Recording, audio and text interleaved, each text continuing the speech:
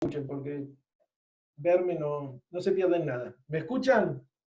A ver, ya con 3 o 4 que me digan sí, me quedo tranquilo. ¿Se escucha bien la voz, todo? Bueno, bárbaro, gracias, gracias. Ahí veo que sí, es un sí generalizado. Y es, inclusive, muy bien, y se me gusta que manejen varias lenguas. Bueno, a ver, ¿por dónde empezar? Yo estuve el otro día haciendo un recuento de las clases que nos quedan este, programadas, nos queda esta clase y 3 clases más. Así que estamos bien con el tiempo porque el hecho de que no se hayan utilizado clases para tomar exámenes hacen también que hayamos tenido más encuentros para poder desarrollar los temas. La idea de la clase de hoy es trabajar un poco sobre los 3 poderes en general. Para eso vamos a utilizar el cuadrito que yo les pedí que hicieran como trabajo práctico. Todo lo que me mandaron lo recibí, inclusive a todos les devolví un recibido, saludos o gracias o lo que fuera. Después los voy a mirar más detenidamente uno por uno. Estuve mirando en general, están bien, están muy bien, algunos más completos que otros. En la clase de hoy vamos a trabajar sobre eso porque vamos a explicar la cuestión de los 3 poderes. En realidad me interesaría marcar generalidades de los 3 poderes, que es un poco lo que hace el cuadro, la idea del cuadro. Y después hacer hincapié más sobre las cuestiones de las atribuciones, sobre todo en lo que hace a los decretos de necesidad de urgencia, decretos delegados y decretos de promulgación parcial de leyes, que son temas que tal vez nos lleven una clase entera, porque ahí está la mayoría de la jurisprudencia y de las cuestiones que son, yo digo, más importantes comprender del tema de los poderes. Así que, digamos, en estas 4 clases que nos quedan contando esta, la idea es hoy desarrollar un poco sobre los 3 poderes trabajando con este cuadro.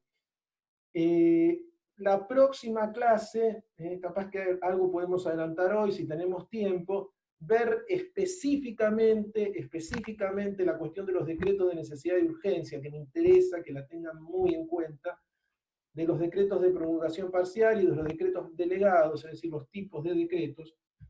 La otra, ver bien el Poder Judicial, el recurso extraordinario federal sobre todo, y nos quedaría inclusive una clase que sería la última para hacer un repaso sobre todos los temas, los de la primera y los de la segunda parte, porque hasta ahora no han tenido una instancia evaluatoria de nada.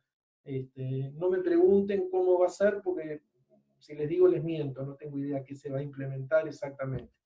Hay diferentes modalidades, yo trabajo en 3 facultades de clases y bueno, otras facultades han adoptado algunas modalidades. No sé todavía bien acá en Lomas qué modalidad se va a adoptar y tampoco, y menos en Zárate.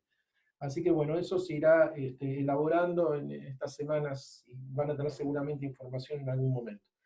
Pero por ahora yo lo que les recomiendo es que no se atrasen en la lectura, hagan de cuenta que estamos en un cuatrimestre normal y lleven la lectura al día y acompañen las clases con la lectura del material en forma y a tiempo. Yo les actualizo bastante el aula virtual, trato de que tengan todo el material ahí como para que no tengan prácticamente que moverse. Fíjense que, digamos, lo que fue el contenido de la primera parte, ustedes tuvieron clases presenciales, con lo cual eso tal vez no está tan actualizado en el aula virtual.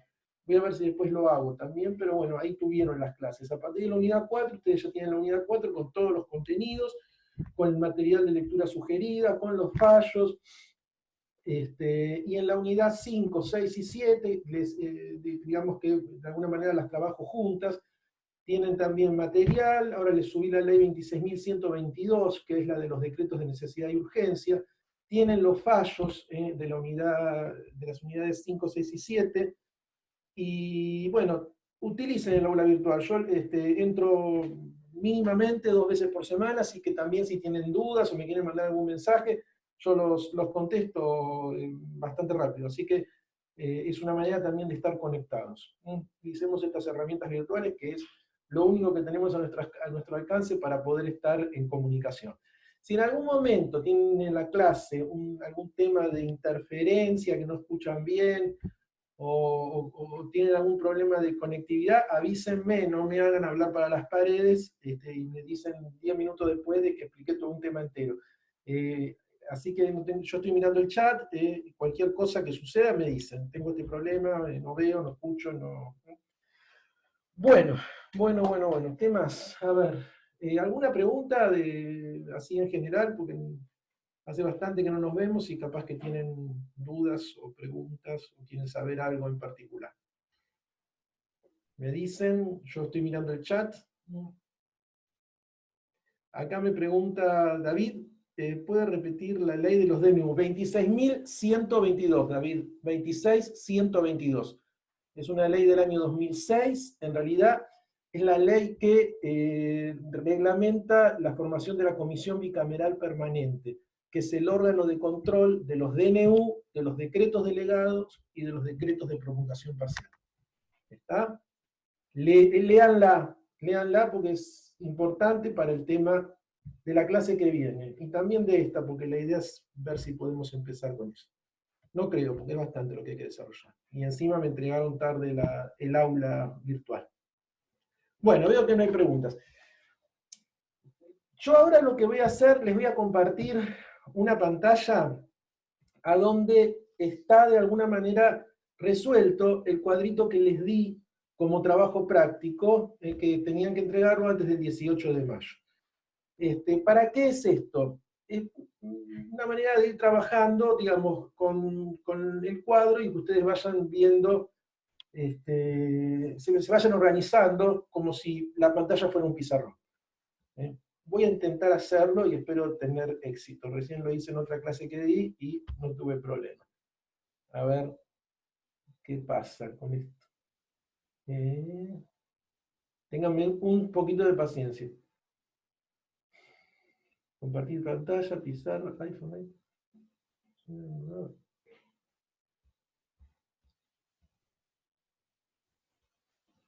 ¿Esto qué es? Ah, no me está posibilitando. Perdón, chicos, pero no sé por qué no puedo compartir archivos acá. ¿No? Archivos. No. A ver, un segundito. Voy a minimizar un poquito esto. Ya estamos, ¿eh? A ver si puedo compartir de acá.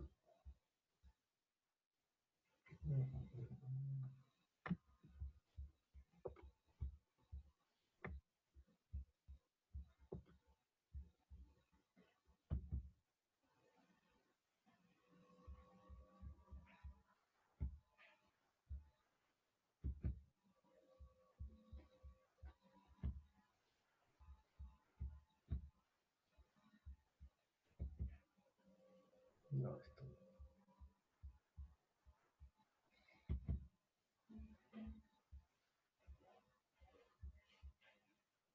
¿Ahí se ve el cuadro de presentación de los poderes o ven cualquier cosa? Esteban, disculpame que intervenga. Se ve Sí, un mail. un mail. Ahora creo que es un mail, ¿no? A ver, ahí. 23 del 4 del 2019, clase de Derecho Político. Bueno, no. No, en realidad es otra cosa la que estoy tratando de compartir, pero bueno. Es un cuadro sobre los poderes, pero qué raro. Bueno, ¿Y a dónde? ver. ¿No lo puede guardar en el escritorio? Lo tengo en el escritorio, lo tengo en el escritorio. Lo que pasa es que cuando yo lo abro y ¿No lo reconoce? no me, está en Word, es rarísimo. A ver si abro acá.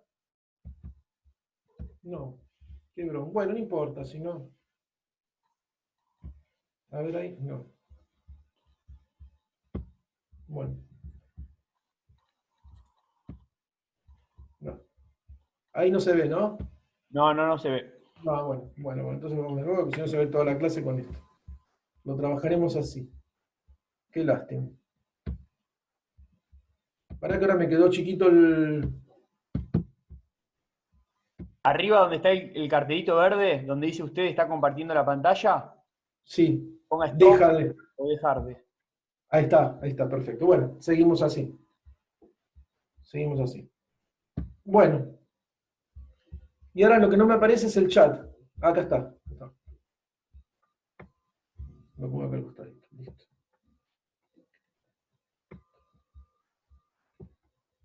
Bueno. Bueno, chicos, entonces vamos a desarrollar directamente. No es igual, no es nada novedoso. Después, en la semana se lo subo al aula virtual el archivo.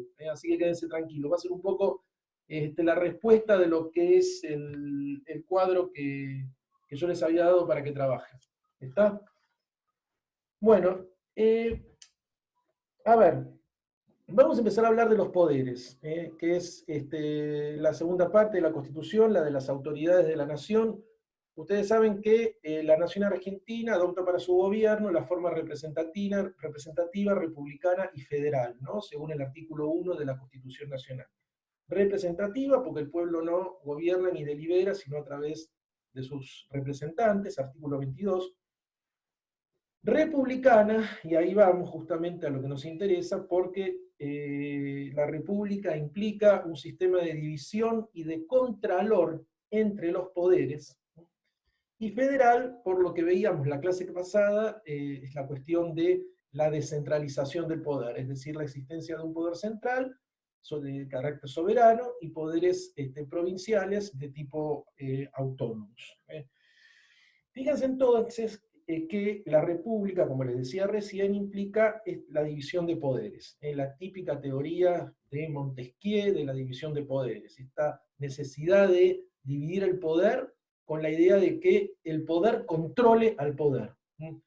Montesquieu era un defensor de la libertad, por lo cual él entendía que la división de poderes implicaba debilitar al poder, en el buen sentido, y evitar el abuso del poder. Quien tiene todo el poder tiende a abusar de él, decía Montesquieu. Y nosotros, por ser país republicano, tenemos un sistema entonces de división de poderes. División de poderes que nos asegura entonces que los poderes se controlen entre sí. Por eso siempre reafirmo la importancia de la independencia del Poder Judicial. No se olviden que el Poder Judicial es el órgano justamente que controla la constitucionalidad de los actos de los otros poderes.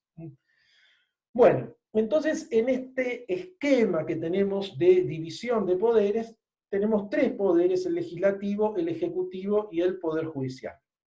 Bien, con diferente naturaleza. El poder legislativo tiene una naturaleza de tipo legislativa, es el encargado de formular las normas de carácter general y abstracto. El poder ejecutivo tiene una naturaleza de tipo administrativa y el poder judicial una naturaleza de tipo jurisdiccional y de control. Por eso decimos que es un poder, porque ejerce el control. No nos quedemos solamente con que el poder judicial es de naturaleza jurisdiccional. No estoy de acuerdo con la idea de que el Poder Judicial es un poder que solamente está encargado de administrar justicia, entenderlo como un administrador de justicia nada más, sino que tiene la entidad de poder. Por eso ejerce control sobre los actos de los otros dos poderes. Control de constitucionalidad. Bien, que es un tema que ya desarrollamos en la unidad 1. Vamos ahora a la composición. Esto lo tenían ustedes también en el cuadrito que tenían que mandar como trabajo práctico. Nosotros decimos que el poder legislativo, la primera columna, legislativo, tiene una composición bicameral. ¿Por qué? Está compuesto por dos cámaras, una Cámara de Diputados de la Nación y una Cámara de Senadores de las provincias y de la Ciudad Autónoma de Buenos Aires. ¿Cómo se eligen? Ya estaríamos en el tercer esquema del cuadrito, la composición, elección. Los diputados son elegidos directamente por el pueblo de las provincias y de la CABA, y acá, digamos, no nos quedemos solamente con la lectura del artículo de la Constitución Nacional, tengan en cuenta el sistema de elección que se utiliza para la elección de los diputados. Es un sistema de simple pluralidad de sufragios de tipo proporcional, se utiliza el sistema DONT.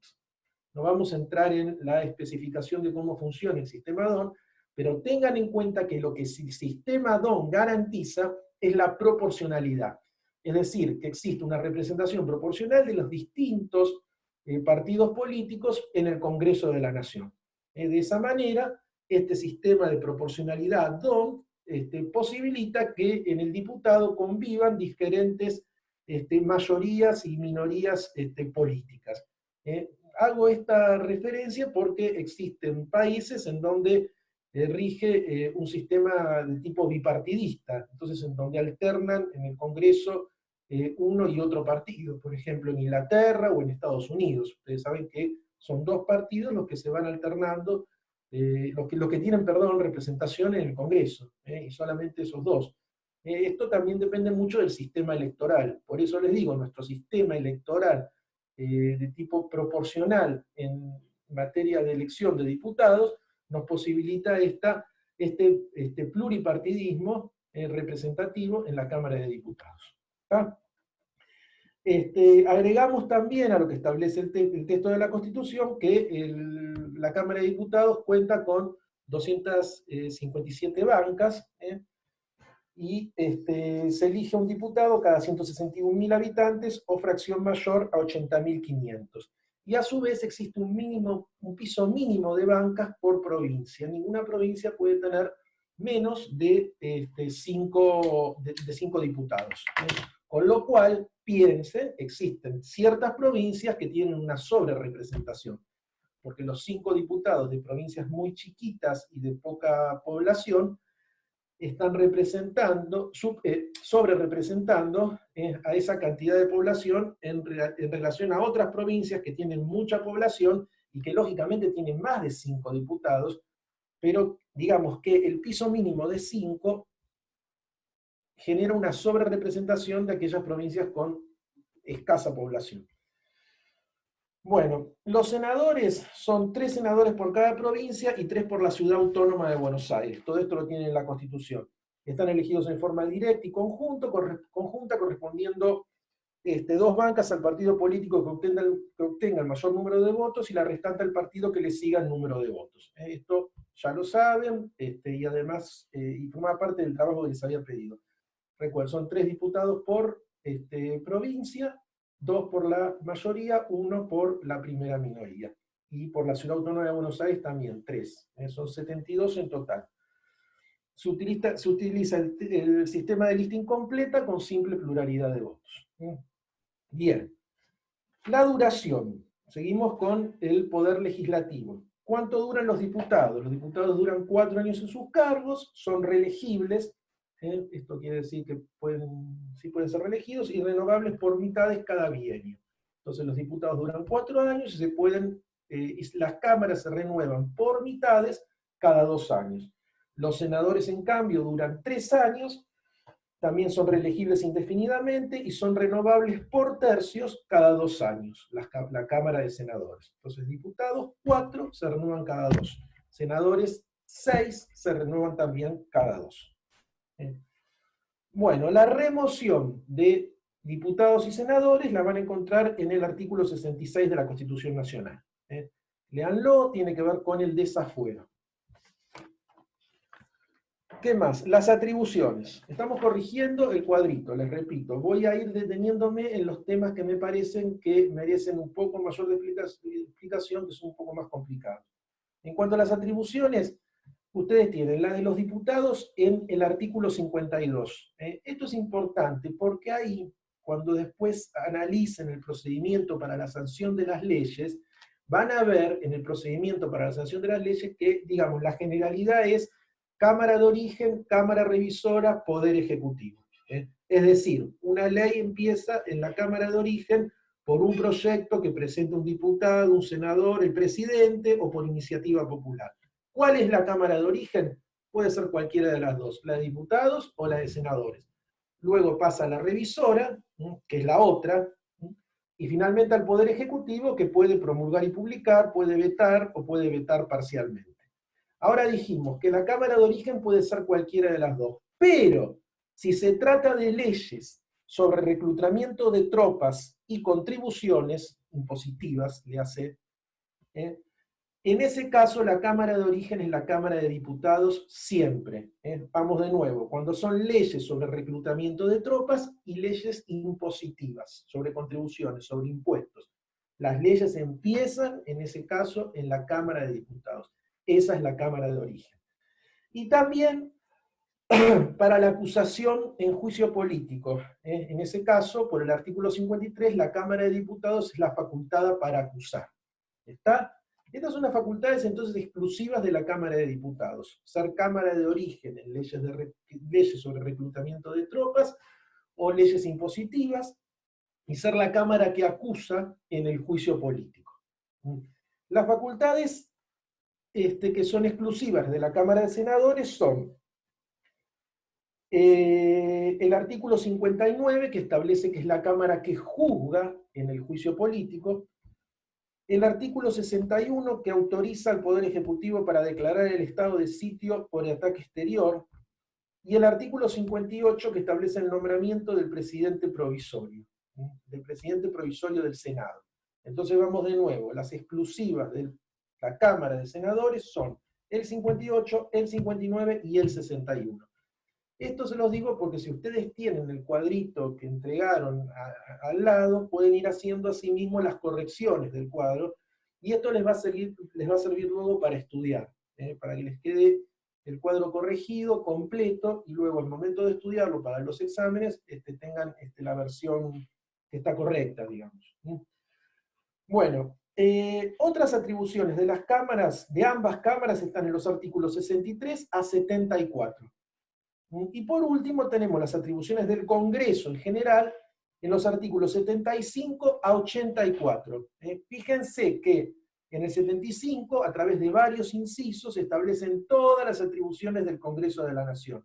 En el 76 está la delegación legislativa, que vamos a ver con mayor detenimiento la clase que viene.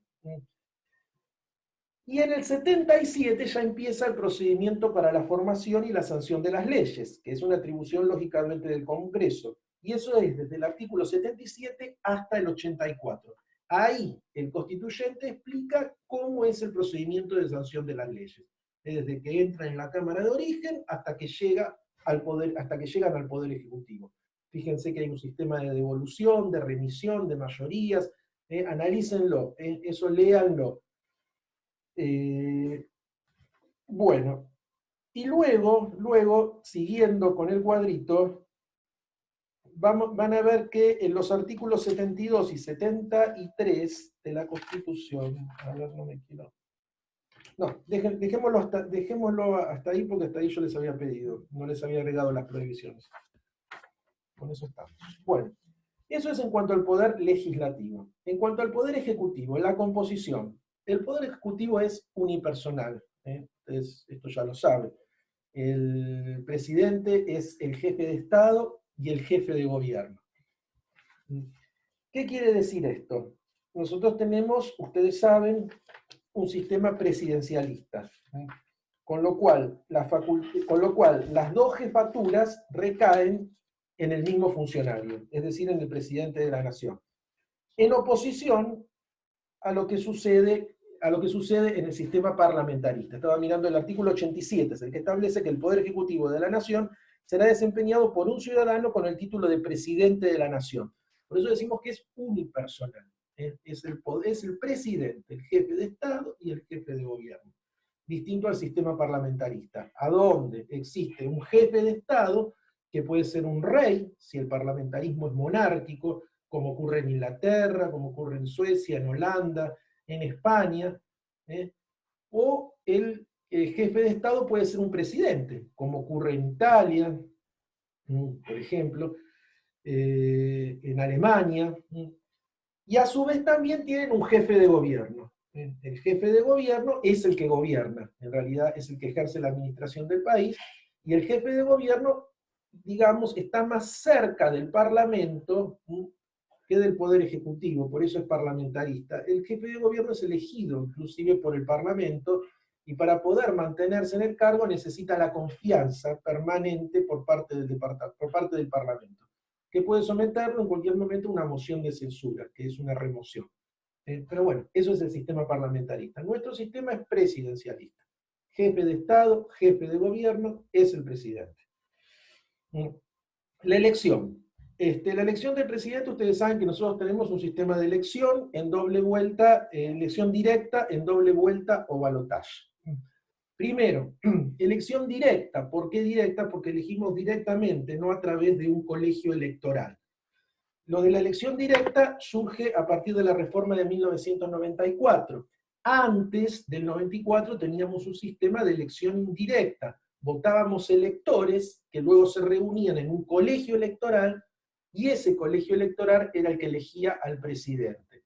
En el 94 esto se modifica y el sistema de elección en la Argentina pasa a ser un sistema de elección directa. Como antecedente del sistema de elección directa en Argentina tenemos la Constitución del 49.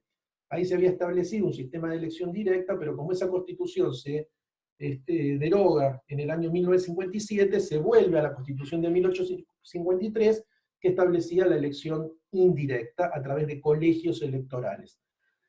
Un sistema parecido, el de elección indirecta, al de los Estados Unidos. Ustedes vieron que en la última elección, por ejemplo, en Estados Unidos ganó Donald Trump, pero sin embargo Hillary Clinton tenía más votos que Trump.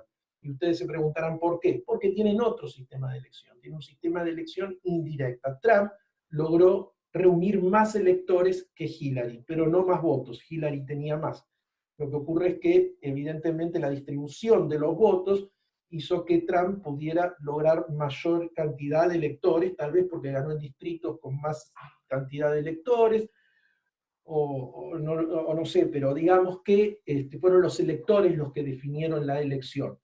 Este sistema de elección indirecta, si bien parecería ser menos democrático, porque no es un espejo exacto de lo que es la cantidad de votos, es más federal que el directo, que el nuestro. ¿Por qué? Porque existe una representación más fuerte por parte de los diferentes estados, de las diferentes provincias. En Estados Unidos se les llama estados, ¿no? Cada estado tiene sus electores y en nuestro país un sistema de tipo indirecto tal vez evitaría que la elección del presidente la termine definiendo siempre el distrito a donde más cantidad de habitantes hay, en el caso de Argentina, La Matanza. No sé si se entiende el concepto. Nuestro sistema de elección, entonces les decía, a partir de 1994 es elección directa, por eso vino todo este cuento.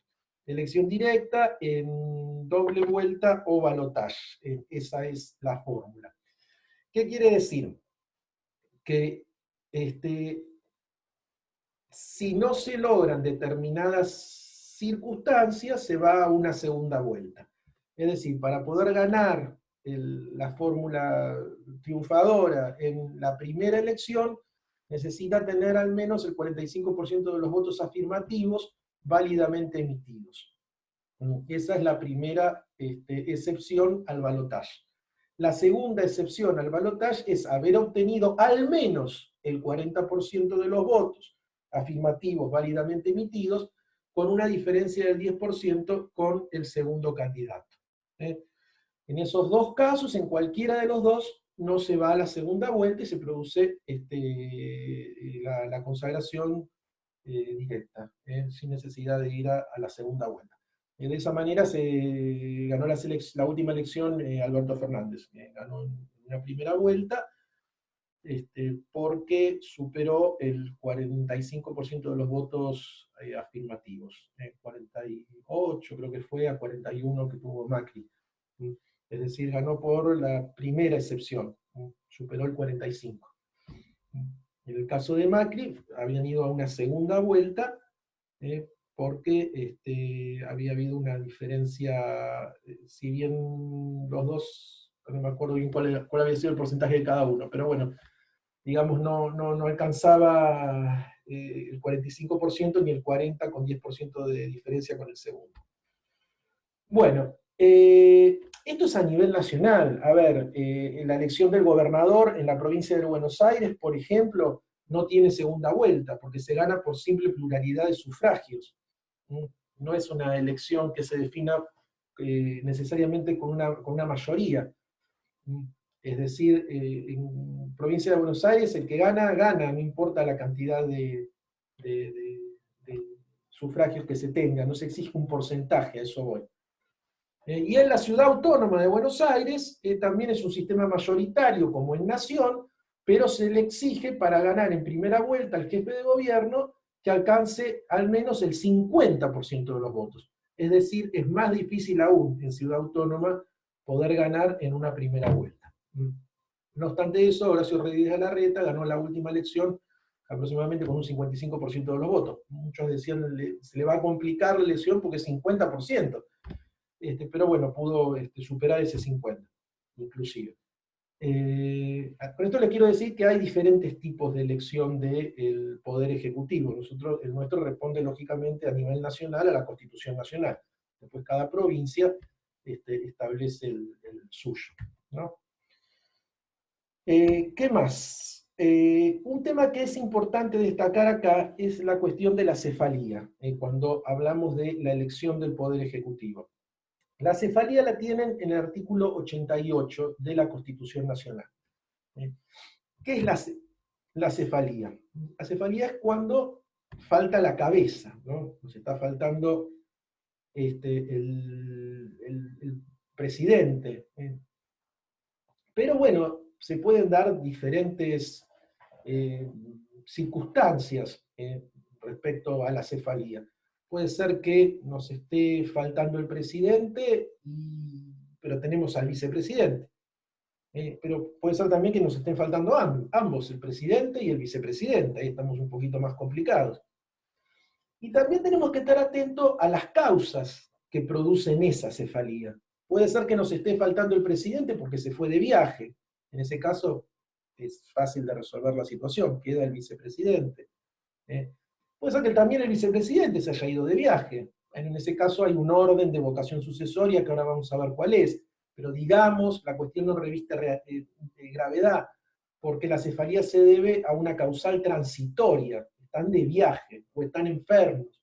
El problema es cuando la cefalía se produce por causales de índole definitiva, como puede ser la muerte del presidente, la renuncia, la destitución por juicio político, y ahí tendremos que estar atentos a si tenemos o no tenemos al vicepresidente. Si no tenemos al vicepresidente, estamos más complicados todavía.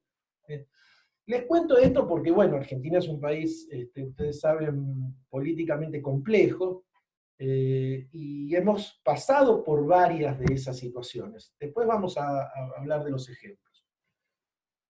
Bueno, fíjense que en el artículo 88 todo esto está establecido y se refuerza con la ley 20.972, que es la ley de acefalía. La ley de acefalía. El 88 dice en caso de enfermedad, ausencia de la capital, muerte, renuncia o destitución del presidente, el Poder Ejecutivo será ejercido por el vicepresidente de la Nación. En caso de destitución, muerte, dimisión o inhabilidad del presidente y del vicepresidente de la Nación, el Congreso determinará qué funcionario público ha de desempeñar la presidencia hasta que haya cesado la causa de la inhabilidad o un nuevo presidente sea electo. Bueno, esto no se puede leer solo, sino que hay que hacerlo en conjunto con la ley 20.972.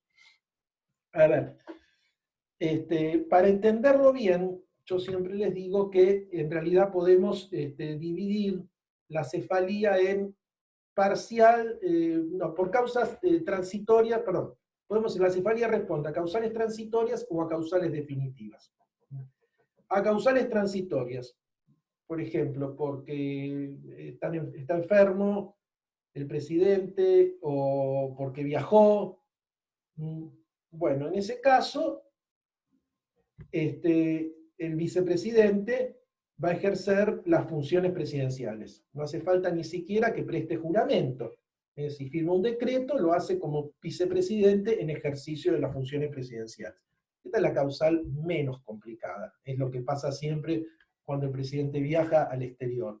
El vicepresidente asume, digamos, las funciones temporalmente. Ahora, puede ser también que por estas mismas causales, un viaje, una enfermedad, falten ambos, presidente y vicepresidente. En ese caso, vamos al orden de vocación sucesoria que establece la ley 2972, y en ese caso quien ejerce la presidencia de manera transitoria es el presidente provisorio del Senado. El presidente provisorio del Senado, no el presidente del Senado, porque el presidente del Senado es el vicepresidente quien supuestamente también está inmerso en una causal de acefalía transitoria. También viajó, lo que decíamos antes. Entonces, asume el presidente provisorio del Senado. Pero bueno, estas cuestiones de acefalía, como revisten gravedad institucional, es posible también que el presidente provisorio del Senado esté en algún problema, capaz que también viajó o que justo se enfermó. En ese caso, la ley establece que asume las funciones presidenciales el presidente de la Cámara de Diputados. Si este presidente de la Cámara de Diputados también estuviese inmerso en una causal de acefalía transitoria, asume el cargo, la función presidencial, mejor dicho, el presidente de la Corte Suprema de Justicia de la Nación. ¿Está? De todos modos, estamos, digamos, en un panorama que todavía no reviste mucha gravedad, porque tanto el presidente como el vice van a volver. Están de viaje, están enfermos. Bien. El problema se suscita cuando la causal de acefalía es definitiva. Es decir, el presidente murió, renunció o fue destituido. Bueno, destituido por juicio político, lógicamente, ¿no? En ese caso, si está el vicepresidente, el problema no es tan grande, digamos, porque va a ser el que asume, ahora sí, el cargo de presidente hasta cumplir el periodo de mandato que le quedaba al presidente que dejó acéfalo el poder. Es decir, si el presidente murió, renunció, fue destituido a los 2 años de su mandato, el vicepresidente completará los 2 años que le quedan para cumplimentar los 4 años. Bueno, el peor escenario es cuando la cefalía es total y definitiva. Es decir, el presidente renunció, pero nos encontramos con que no tenemos vicepresidente porque había renunciado antes o había muerto. En ese caso, hay una cefalía total y definitiva. El presidente que renunció, que fue destituido, que murió, no va a volver. Ahí volvemos al orden de vocación sucesoria, y quien va a ejercer la presidencia va a ser el presidente provisorio del Senado.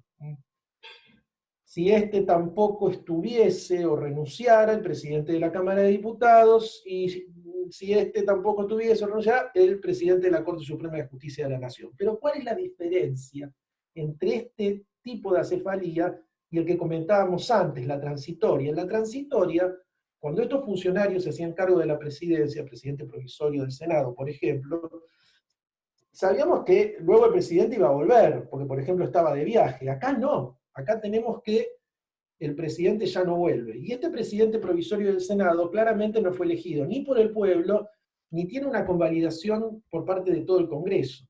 Entonces, ¿qué pasa? La ley establece que este funcionario que asume la presidencia en estas circunstancias excepcionales tiene que llamar a una asamblea legislativa dentro de las 48 horas para que este Congreso reunido en asamblea legislativa elija al nuevo presidente. Es decir, va a ser un presidente elegido por el Congreso, no por el pueblo.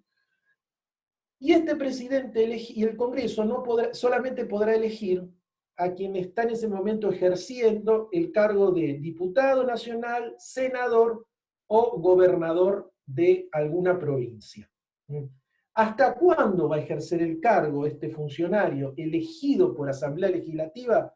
Hasta tanto se hubiera agotado el plazo del presidente que dejó acéfalo el poder.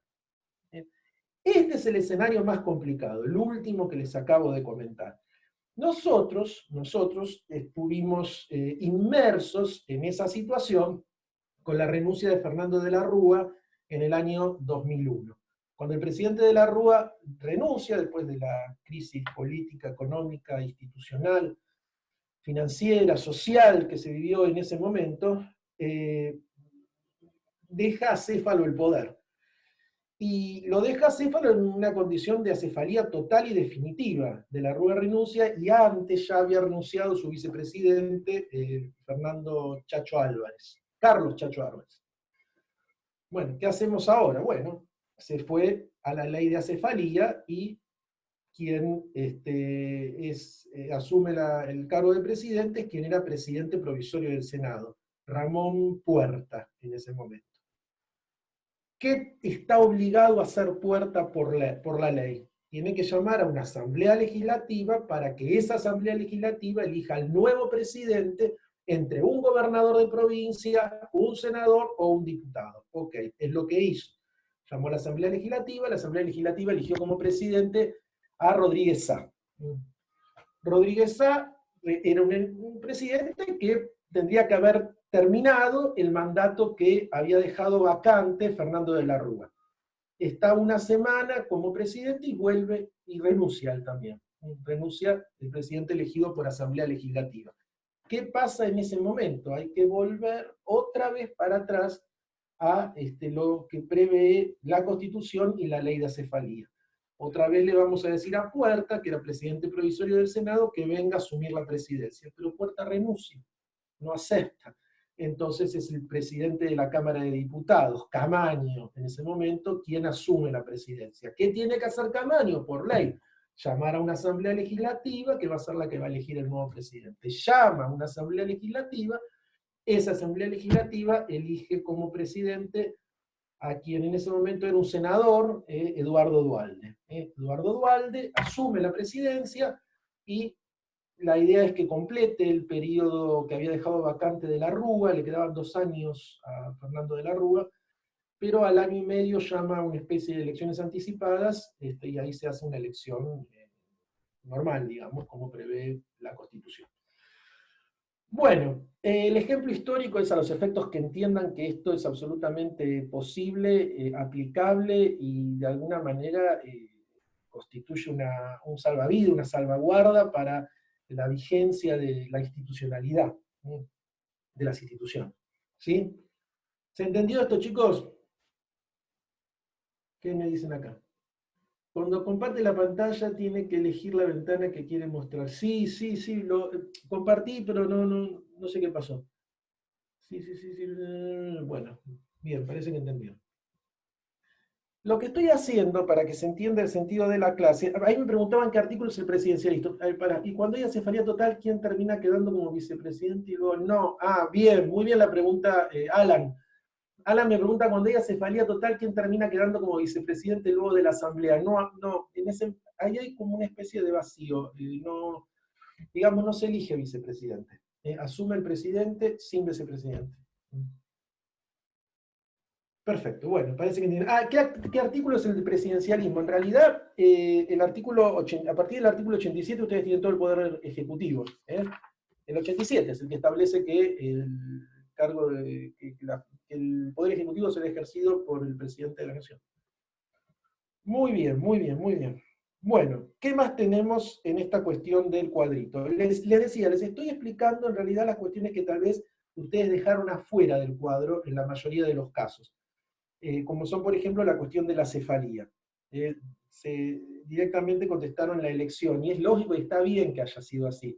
Pero tengan en cuenta la cuestión de la cefalía, digamos, como tema importante cuando estudien esto. Bueno, la duración, ¿cuánto dura el presidente? 4 años, 4 años dura en el cargo, pudiendo ser reelegido o sucederse recíprocamente con el vice por un solo periodo consecutivo. Esto es importante, un solo periodo ejecutivo. Reelección. A ver, también, la reelección, digamos, la posibilidad de la reelección la trae la reforma de 1994. Surge como consecuencia del Pacto de Olivos entre Alfonsín y Carlos Menem en ese momento, y posibilita la reelección en ese momento de quien era presidente en ejercicio, que era Carlos Menem. Fíjense que es por un solo periodo, es decir, no hay reelección. Afortunadamente, no por hacer hincapié en ninguna persona en particular, en ningún político en particular, sino porque soy defensor del sistema republicano, soy defensor de la alternancia en el ejercicio del poder como mecanismo necesario para controlar al poder. si no hay alternancia, difícilmente haya control, aunque podría haberlo, pero es más difícil aún. Entonces la alternancia también facilita el contralor, y la perpetración en el poder puede generar en cuestiones tiránicas o demagógicas que lógicamente van en contra de la idea de república. Con lo cual son 4 años, entonces recuerden que antes del 94 eran 6 años, el periodo de duración, digamos, del mandato presidencial, pero no se posibilitaba antes del 94 la reelección. Podía ser elegido nuevamente, pero debía dejar un periodo en el medio, al menos. Por ejemplo, Roca en su momento fue presidente 2 veces, pero no de manera consecutiva. Perón fue presidente 3 veces, pero no de manera, perdón, estoy incurriendo en un error. Perón fue presidente 3 veces. La primera y la segunda presidencia son consecutivas. ¿Por qué? Porque Perón promueve también una reforma de la Constitución en 1949, eso posibilita que sea reelegido presidente. Esa Constitución en el 57 se deroga, con lo cual se vuelve a la Constitución del 53, que no posibilitaba la reelección inmediata. En el 94 se reforma y se posibilita la reelección inmediata.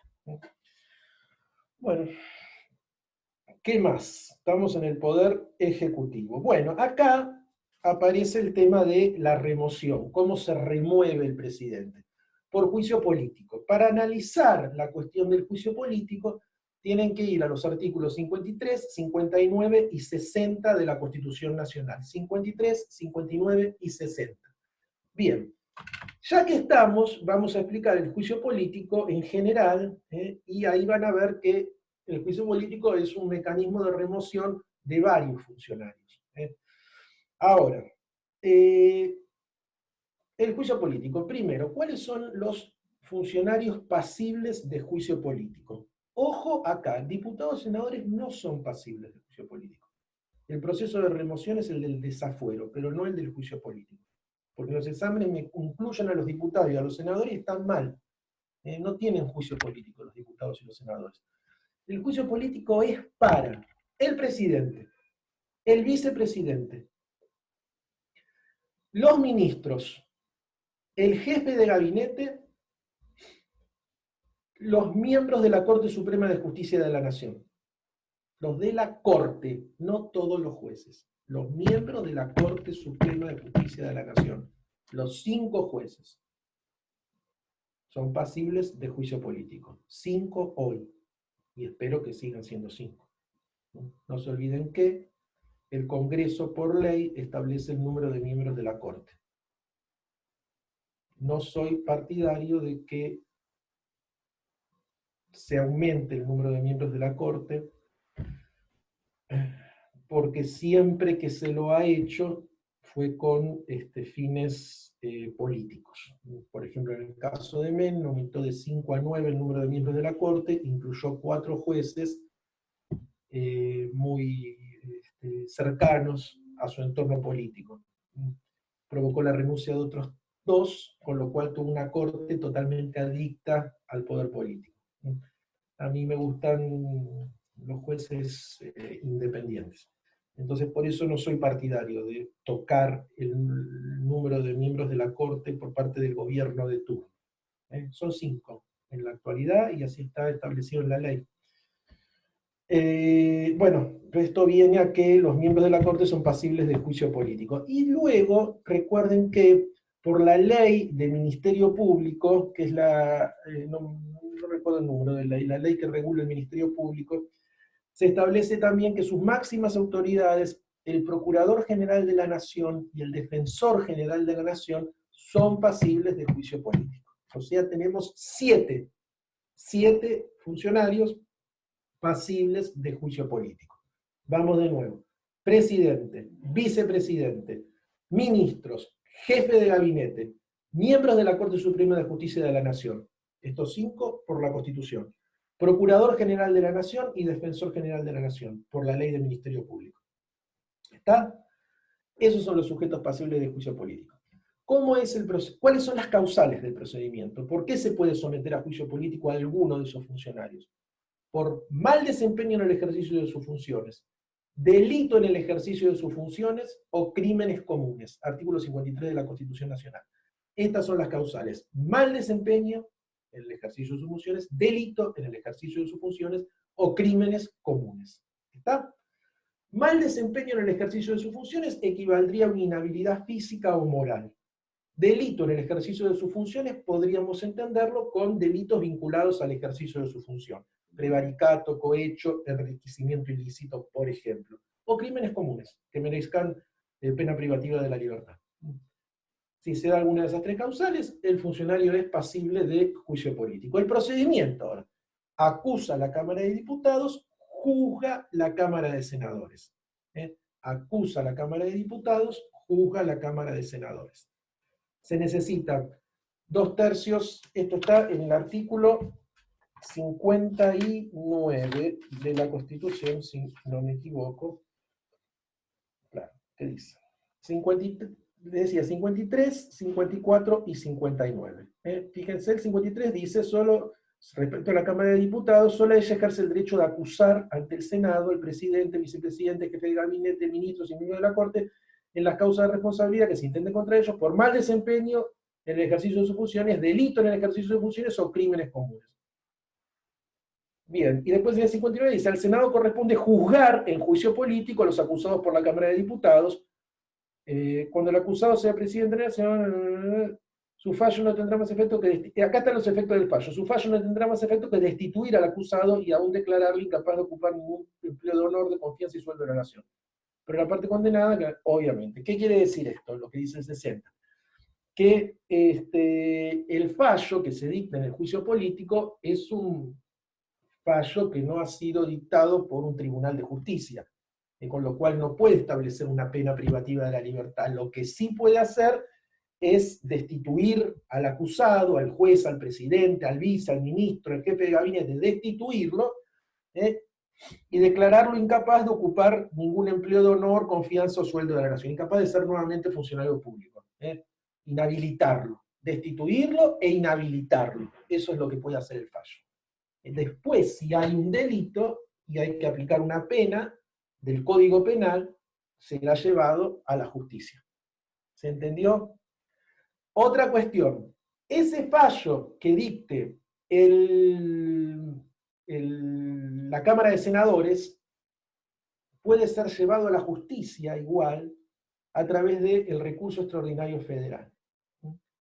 Es decir, la resolución de la Cámara de Senadores, más que el fallo, la resolución, lo que resuelva, opera como una especie de sentencia definitiva en cuanto a la destitución del funcionario y en cuanto a la inhabilitación, y eso puede ser recurrido en la justicia con un recurso extraordinario federal ante la Corte.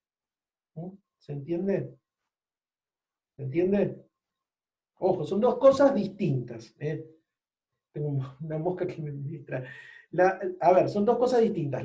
Dijimos, la Cámara de Diputados acusa, la Cámara de Senadores juzga. La Cámara de Senadores resuelve, entonces, resuelve destituir e inhabilitar. El tipo destituido e inhabilitado, ¿qué hace? Puede ir a la justicia por esa destitución e inhabilitación. ¿A qué? Apelar. Puede ir a la justicia. Pero la única vía que le queda abierta es la del recurso extraordinario federal, que lo interpone ante la Cámara de Senadores también. Esta lo concede o no, y si lo concede va a la Corte. Eso lo van a ver después con mayor detenimiento, lo vamos a ver cuando veamos recurso extraordinario. Pero sepan que hay una instancia más respecto a la destitución o inhabilitación del funcionario. Otra cuestión distinta es si, además, esto constituye un delito penal. En ese caso, después la justicia también resolverá la otra pena que aplica, la pena privativa de la libertad, por ejemplo. ¿Se entendió? La resolución del juicio político se lleva a la justicia solo si hay causa penal. Bueno, bien, ahí está ahí está el kit de la cuestión. Acá me pregunta David, si la resolución del juicio político se lleva a la justicia solo si hay causa penal. No, en los dos casos puede ser llevada a la justicia, pero por diferentes actores. Yo soy juez de la Corte, me destituyeron y me inhabilitaron por juicio político, la Cámara de Senadores. Yo, juez de la Corte, no estoy de acuerdo con esa resolución que dictó la Cámara de Senadores. Puedo ir a la justicia por vía del recurso extraordinario federal para apelar esa sentencia de la Cámara de Senadores. Ese es un caso. El otro caso es, yo, el mismo juez, ¿no? Está bien, no estoy de acuerdo, pero además, lo que yo hice es un delito de tipo penal. En ese caso, el Estado, a través del Ministerio Público, puede llevar mi causa a la justicia penal. ¿Se entendió?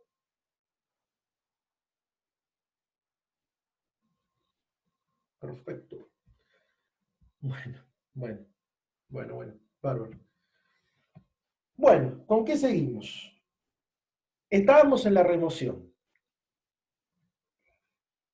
¿no?, del presidente. Bien, hay una cuestión que me interesa que tengan en cuenta. Como estamos hablando del Poder Ejecutivo, dijimos que en el Poder Ejecutivo el presidente se puede remover por juicio político. Los ministros también pueden removerse por juicio político, lo dijimos recién, y lo dice el artículo 53 en realidad, y también el jefe de gabinete, el jefe de gabinete. Pero el jefe de gabinete, además de juicio político, tiene otro mecanismo de remoción que se llama moción de censura. Moción de censura. ¿Qué es la moción de censura? La moción de censura es un instituto importado del parlamentarismo, del sistema parlamentario, que en la Argentina no funciona como debería porque nosotros tenemos un régimen presidencialista, hiperpresidencialista, me atrevería a decir yo, y a veces el injerto de estos institutos en otro contexto o en otro régimen político diferente termina provocando, no problemas porque ni siquiera se utiliza, o sea, termina desnaturalizándose. Pero está en la Constitución la moción de censura, está en el artículo 100 y pico. Esto, lo que yo tenía en el cuadrito que les iba a mostrar, era justamente números de artículos, porque soy de madera para acordarme los números. Está en el artículo 101, establece la moción de censura, que dice que el jefe de gabinete puede ser interpelado a los efectos del tratamiento de una moción de censura por el voto de la mayoría absoluta de la totalidad de los miembros de cualquiera de las cámaras y ser removido por el voto de la mayoría absoluta de los miembros de cada una de las cámaras. ¿Qué es esto?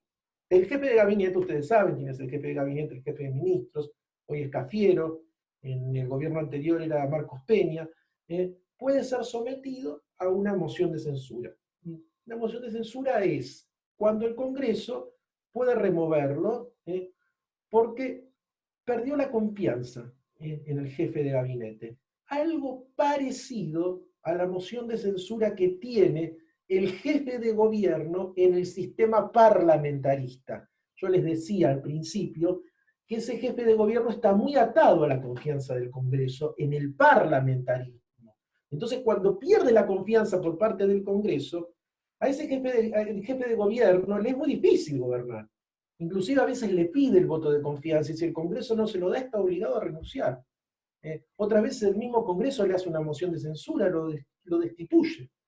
Está muy atado, muy atado. Piensen en los sistemas parlamentaristas, piensen en Merkel en Alemania, la vinculación que tiene con el Parlamento, fuerte. Bueno, no me sale el nombre del presidente Rajoy. El presidente Rajoy en España, el jefe, que en realidad el presidente es el jefe de gobierno, porque en España está el rey y está el jefe de gobierno, fue destituido por el Parlamento por una moción de censura. ¿Se acuerdan? Hace poco, hace 2 años. Y como consecuencia de eso asume otro presidente que pertenece a la oposición. Pero lo destituyó el Congreso al tipo, por moción de censura porque perdió la confianza.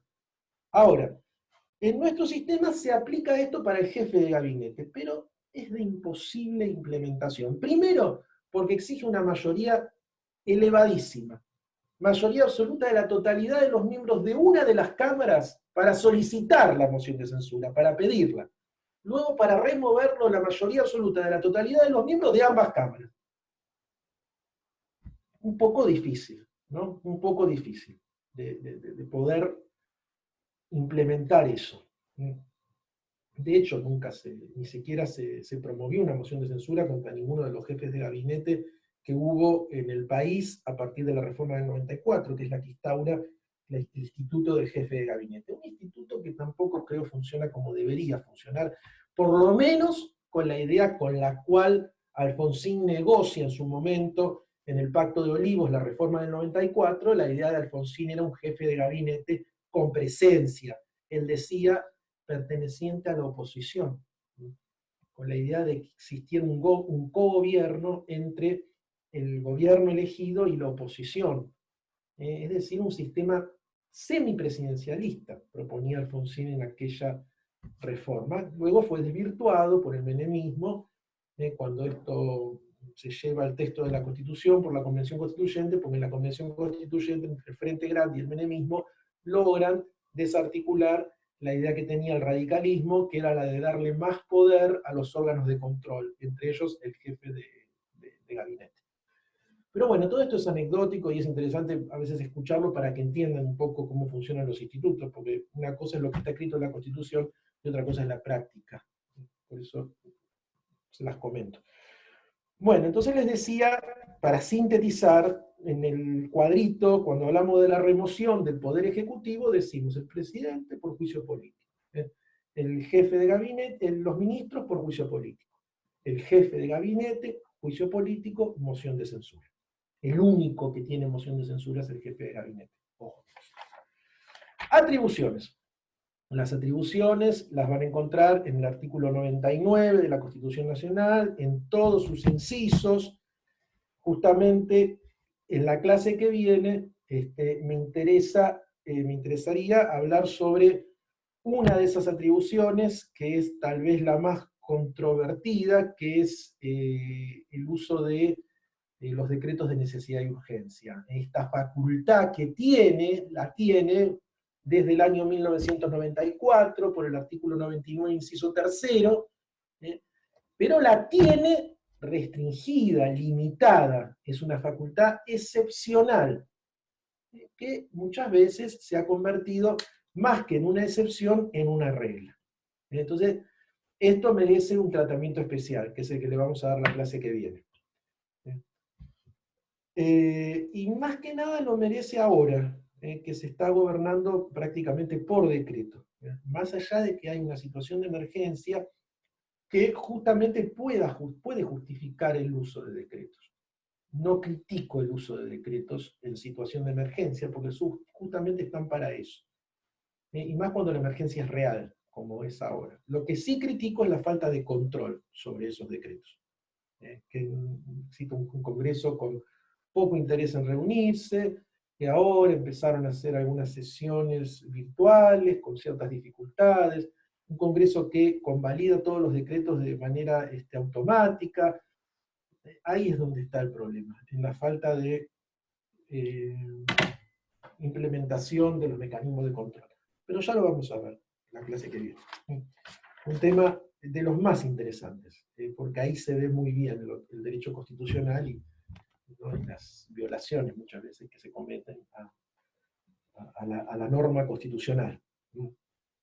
Ha habido obviamente épocas terribles en cuanto a la utilización indiscriminada de los decretos de necesidad y urgencia. Y, por ejemplo, el presidente Menem fue campeón en el dictado de decretos de necesidad y urgencia.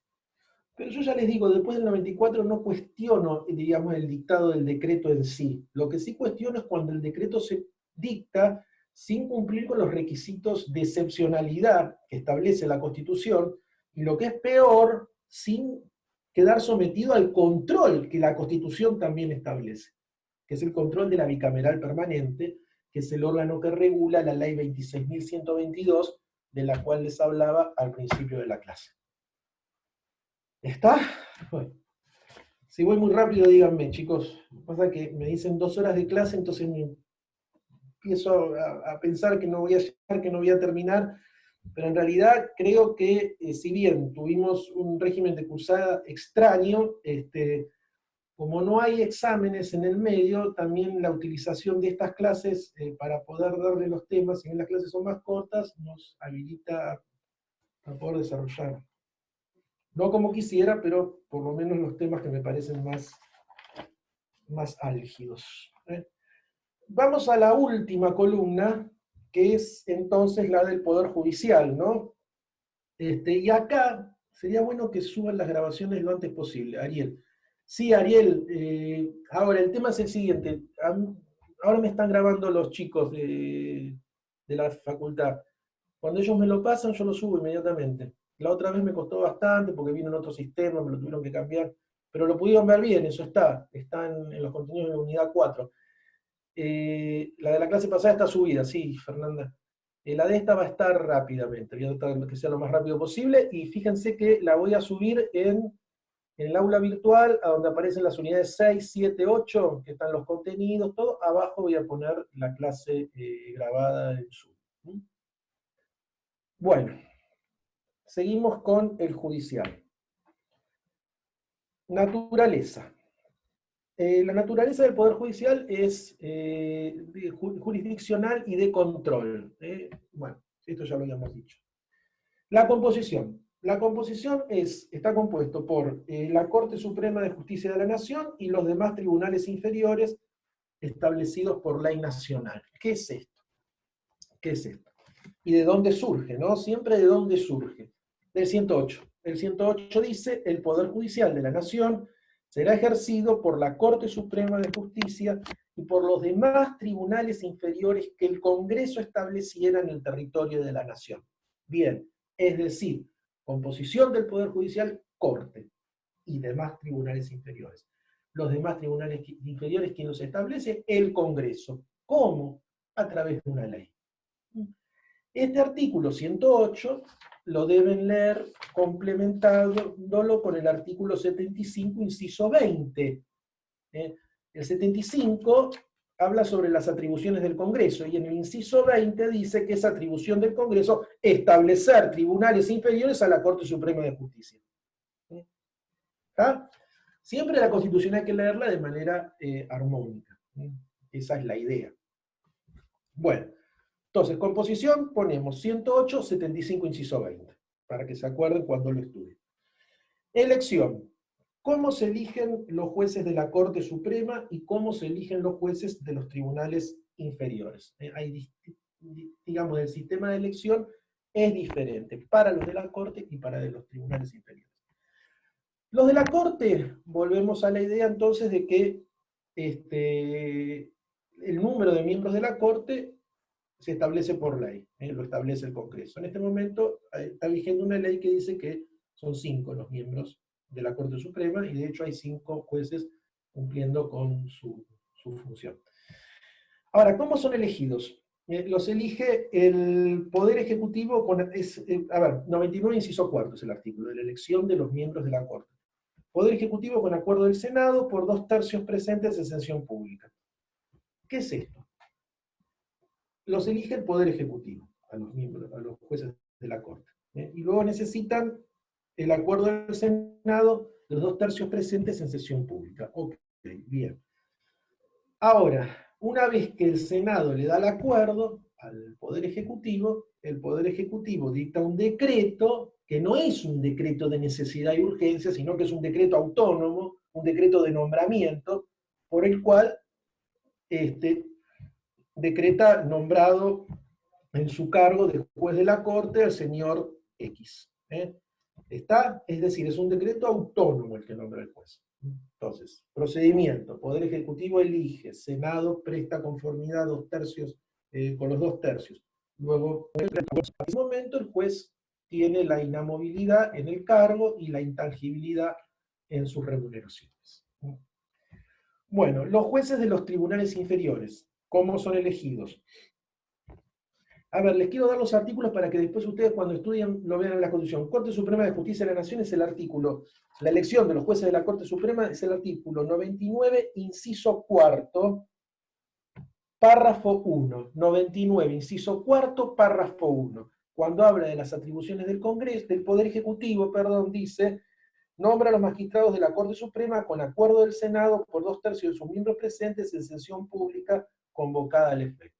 Ahí está, 99, inciso 4, párrafo 1, para los de la Corte.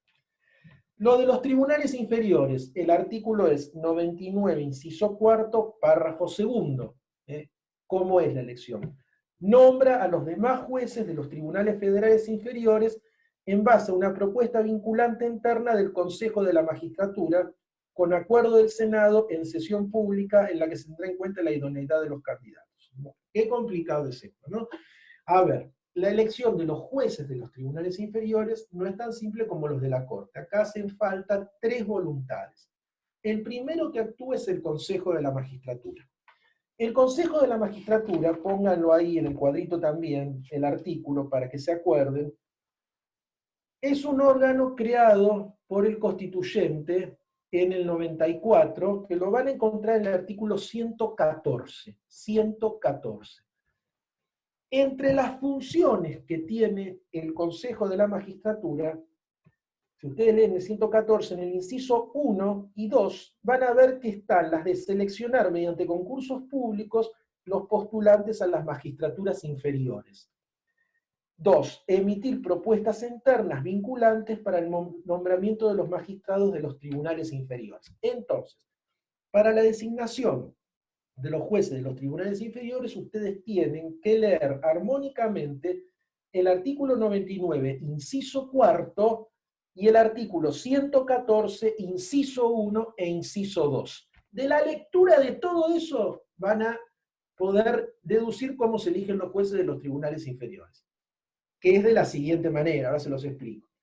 El Consejo de la Magistratura llama a un concurso público de oposición y antecedentes para cubrir la vacante para un cargo en un juzgado, por ejemplo, o en la Cámara, en un juzgado federal o en un juzgado local, hay una vacante. El Consejo de la Magistratura llama a concurso para cubrir esa vacante.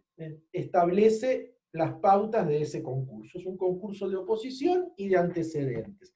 Concurso de oposición y antecedentes implica que los postulantes al cargo deben presentar todos sus antecedentes, currículum, certificados de cursos, certificados de todos sus antecedentes laborales, es decir, demostrar toda su expertise en una documentación que presentarán al Consejo de la Magistratura en un determinado plazo que establecerá el Consejo.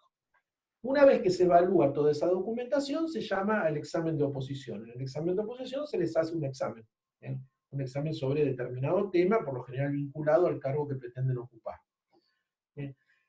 Luego se efectúa una calificación teniendo en cuenta los antecedentes y el examen de oposición. Y se establece un orden de mérito. El examen mejor, digamos, quien tiene el mejor puntaje es Juan Pérez. 2, Pedrito. 3, Marta, pónganle, ¿no? Y después siguen todos los otros. Ahora, ¿qué pasa? Esos 3 primeros, en el concurso de oposición antecedentes, en la lista, en el orden de mérito, esos 3 son los que manda el Consejo de la Magistratura al Poder Ejecutivo. Y el Poder Ejecutivo tiene que elegir a uno de esos 3. No importa el orden, no es vinculante el orden para el Ejecutivo. Lo que sí es vinculante es la terna. El Poder Ejecutivo no puede elegir por fuera de esa terna. Uno de esos 3. El Poder Ejecutivo elige uno de esos 3 y luego pasa al Senado. El Senado tiene que prestar conformidad con alguno, con digamos, el que le mandó el Poder Ejecutivo. ¿Se dan cuenta? Entonces, sintetizando, Consejo de la Magistratura elabora terna vinculante. El Poder Ejecutivo elige uno de esa terna, lo pasa al Senado, que es el que presta el acuerdo. Una vez que el Senado prestó el acuerdo, ¿qué pasará? Irá al Poder Ejecutivo para que emita un decreto autónomo de nombramiento. Y a partir de ese momento el juez adquiere las garantías de inamovilidad e intangibilidad de las remuneraciones. 110. Artículo 110. Bueno, supongo que habrán entendido, no les veo las caras. ¿Se entendió? Sí, ¿no? Ahora me dicen que no. Ese es el sistema de elección. Estamos en el sistema de elección, entonces, de los miembros de la Corte y de los tribunales inferiores. ¿Está? Bueno, gracias, Melanie, por contestar. Liliana, bueno, bárbaro, gracias, chicos. Seguimos con el cuadrito. La duración. ¿Cuánto duran los jueces en su cargo? ¿No? Vamos a la pauta general, ¿no? Vamos al artículo 110. El artículo 110 dice que los jueces duran en su cargo mientras dure su buena conducta, ¿no? Es decir, se consagra acá una garantía. Los jueces de la Corte Suprema y los tribunales inferiores de la Nación conservarán sus empleos mientras dure su buena conducta. Mientras dure su buena conducta. Se consagra acá una garantía, que es la de la inamovilidad, que no es un privilegio, sino que es una garantía funcional. ¿Qué quiero decir con esto? La idea de la inamovilidad tiene que ver con la necesidad de la independencia de los jueces.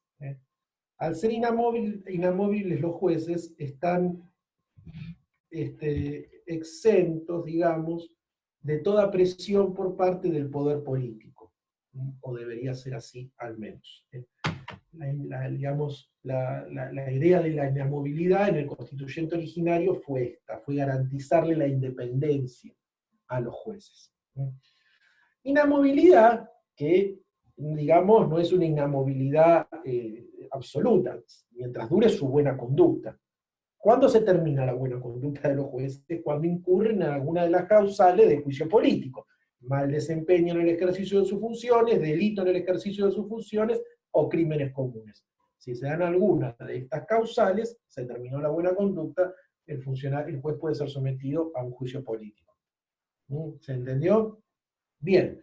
Ahora tenemos que ver acá una cuestión que se da especialmente por el artículo 99, inciso 4, que ustedes ya la habrán analizado seguramente en teoría constitucional. En el artículo 99, inciso 4, párrafo tercero, dice que un nuevo nombramiento precedido de igual acuerdo será necesario para mantener en el cargo a cualquiera de esos magistrados una vez que cumplan la edad de 75 años. Todos los nombramientos de magistrados cuya edad sea la indicada o mayor se harán por 5 años y podrán ser repetidos indefinidamente por el mismo trámite. ¿Se acuerdan del caso Fay, seguramente? ¿Qué está diciendo acá? Diciendo que sí, ok, los jueces son inamovibles por el 110, pero cuando llegan a los 75 años de edad, tienen que ser confirmados en sus cargos por el mismo procedimiento por el que fueron nombrados, es decir, por el Poder Ejecutivo con acuerdo del Senado. Y esa confirmación va a durar 5 años, hasta los 80. Hasta los 80 necesitan otra confirmación por el Poder Ejecutivo con acuerdo del Senado. Y así sucesivamente. Entonces daría la sensación como que la inamovilidad no es tal, porque necesariamente necesitan de esa confirmación. Bueno, ustedes saben que esto se debatió mucho y que fue en la causa del conocido caso Fay. Y en aquel caso Fay, recuerden que se había establecido que la convención constituyente se había excedido en los límites que había establecido el Congreso en el procedimiento para la reforma, que era el órgano que la convocaba. Y ahí tienen que ir un poquito a lo que aprendieron en teoría constitucional, que es el procedimiento para la reforma de la Constitución. Vieron que tiene una etapa constituyente y una etapa preconstituyente. En la etapa preconstituyente actúa el Congreso, y el Congreso ¿qué hace? Declara la necesidad de la reforma, establece un plazo para la reforma y un temario. Luego la Convención Constituyente está sometida a ese plazo y a ese temario. No puede reformar más allá de ese temario. Lo que dicen, lo que se resolvió en el caso Fay, es que la Convención Constituyente se había excedido en ese temario porque había reformado la inamovilidad, estableciendo que a los 75 años tenían que ser confirmados cada 5 años. Y la inamovilidad no había sido un tema habilitado por el Congreso. Entonces dice la Convención se excedió en los límites del órgano que la convocó. Pero esta cuestión se da vuelta posteriormente, hace un par de años, 2 o 3 años, en el famoso caso Schifrin. Ahí la Corte revierte el criterio y entiende lo contrario. Con lo cual, hoy en día estaríamos en condiciones de decir que este artículo este párrafo está vigente y se aplica. A los 75 años deben ser confirmados en sus cargos por el Poder Ejecutivo con acuerdo del Senado cada 5. Bueno, ¿qué más tenemos? Eso es el sistema de... Estábamos en la elección recién, ¿no? Sí. ¿Se entendió? No, estábamos en la duración, dijimos inamovilidad como regla general, salvo que incurran en alguna causal de juicio político, en cuyo caso pueden ser sometidos a un juicio político para su destitución e inhabilitación, como decíamos antes, y el análisis del 99, inciso 4, es decir, esta necesidad de la reconfirmación cada 5 años después de los 75. Y acá me dice Alan, muy bien, mi apuntador, que me falta la duración. Que estábamos en la duración. La explicamos ya entonces, Alan. Vamos a la remoción. ¿Cómo se remueve? Los jueces de la Corte Suprema de Justicia de la Nación ya saben cómo se remueven porque lo dijimos cuando hablamos del juicio político, procedimiento que también se aplica para la remoción de los jueces de la Corte Suprema de Justicia de la Nación, por juicio político. Los de la Corte, por juicio político. Los de los tribunales inferiores se remueven por un procedimiento que se conoce como jury de enjuiciamiento. Esto está en los artículos 114 y 115. 114 y 115. ¿Qué es el jury de enjuiciamiento? Es un procedimiento similar al juicio político en cuanto a las causales por las cuales se puede someter a un juez de un tribunal inferior al jury. Es decir, por mal desempeño en el ejercicio de sus funciones, delito en el ejercicio de sus funciones o crímenes comunes. ¿Está? Esas son las causales del jury, las mismas que del juicio político. ¿Qué difieren? Que el jury se aplica a los jueces de los tribunales inferiores, el juicio político a los de la Corte. Y además, que en el jury no actúa el Congreso como en el juicio político. Ustedes vieron que en el juicio político acusa a diputados, juzga a senadores. En el jury acusa el Consejo de la Magistratura. El Consejo de la Magistratura, que recién les expliqué, era el mismo encargado de hacer la terna, confeccionar la terna, para que el Ejecutivo elija uno entre los tres y que luego lo sometía al Senado para los jueces de los tribunales inferiores. Este Consejo de la Magistratura también es el que acusa a un juez por alguna de las causales de juicio político, un juez de un tribunal inferior. Ojo. ¿Acusa ante quién? Ante el jury de enjuiciamiento. El jury de enjuiciamiento es también un órgano creado por la reforma de 1994, lo tiene en el artículo 115 de la Constitución, y es el que dicta la resolución, el que establece la remoción de ese juez de un tribunal inferior acusado por el Consejo de la Magistratura por alguna de las causales de juicio político. ¿Está? Entonces, remoción. Corte Suprema de Justicia de la Nación, los miembros, artículos 53, 59 y 60, es decir, juicio político. Tribunales inferiores, artículos 114, 115, jury de enjuiciamiento. ¿Está? Bueno. Y nos quedaría de este cuadrito las atribuciones, entonces, del Poder Judicial. Y las van a encontrar en los artículos 116, 117, 118 y 119. Todo lo que es atribuciones, obviamente, nos va a llevar tiempo de desarrollo en otras clases. Les dije que para el legislativo, les había dado todos los artículos de las atribuciones, ahí vamos a hacer hincapié especialmente en lo que es la delegación legislativa, en el artículo 76, pero ustedes lean todas las demás atribuciones. Para el Ejecutivo, les dije el 99, vamos a hacer hincapié en los decretos de necesidad y urgencia, pero lean todas las atribuciones. En otras clases vamos a hacer hincapié en estos temas.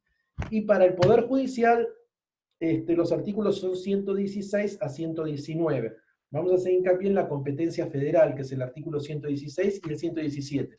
Y eso lo vamos a ver seguramente en la última clase, que es donde vamos a desarrollar el Poder Judicial. ¿Está? Chicos, ahora seguimos igual, nos faltan 2 o 3 cosas más. Pero antes quiero saber, ¿vamos bien? ¿Quieren preguntar algo? Aprovechen, vamos.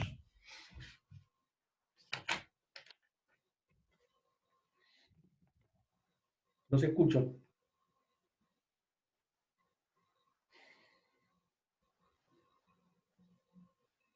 ¿Preguntas, nada?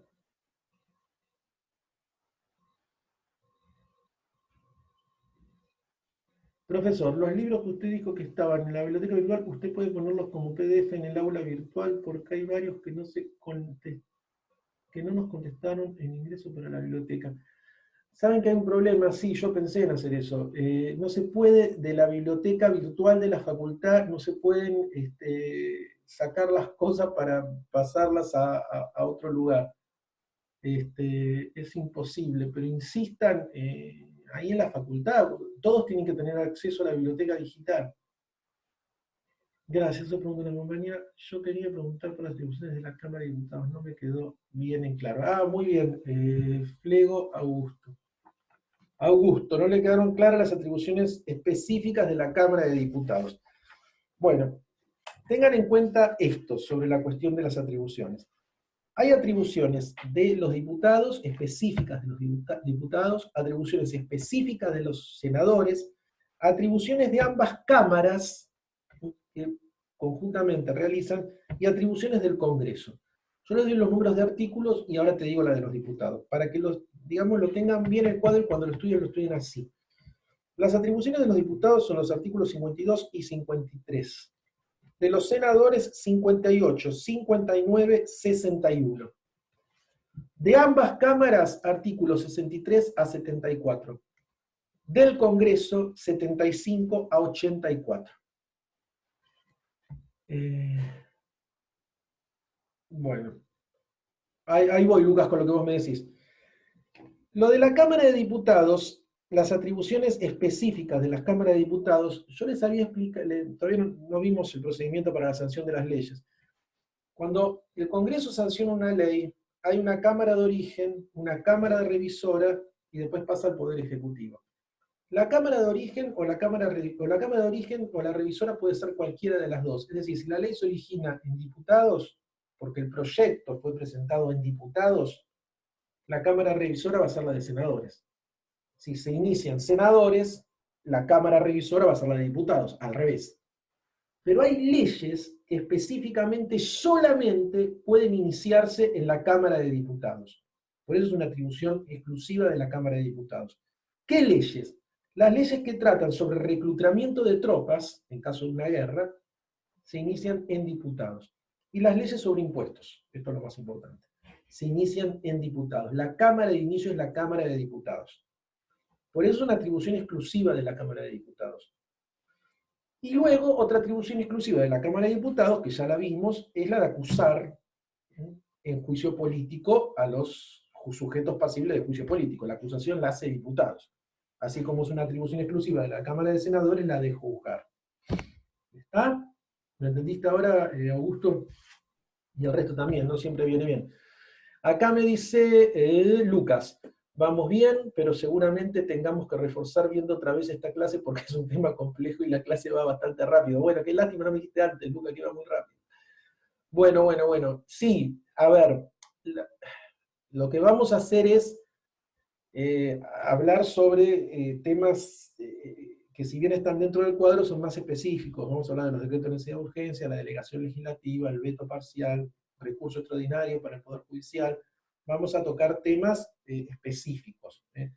Todo esto que hablamos hoy, digamos, la idea es que ustedes tengan el cuadrito con los artículos de la Constitución y al ladito la Constitución y vayan localizando cada una de las cosas. Es una manera más diagramada de estudiar. También podríamos haber dado primero un poder, después otro y después otro. Pero es más denso y me parece menos didáctico también. Me refiero a ver nuevamente el video cuando lo suban. La clase es impecable, pero rápido. Bueno, gracias por lo impecable, Lucas. No sé si tanto. Excelente. Bueno, gracias, chicos. Seguimos.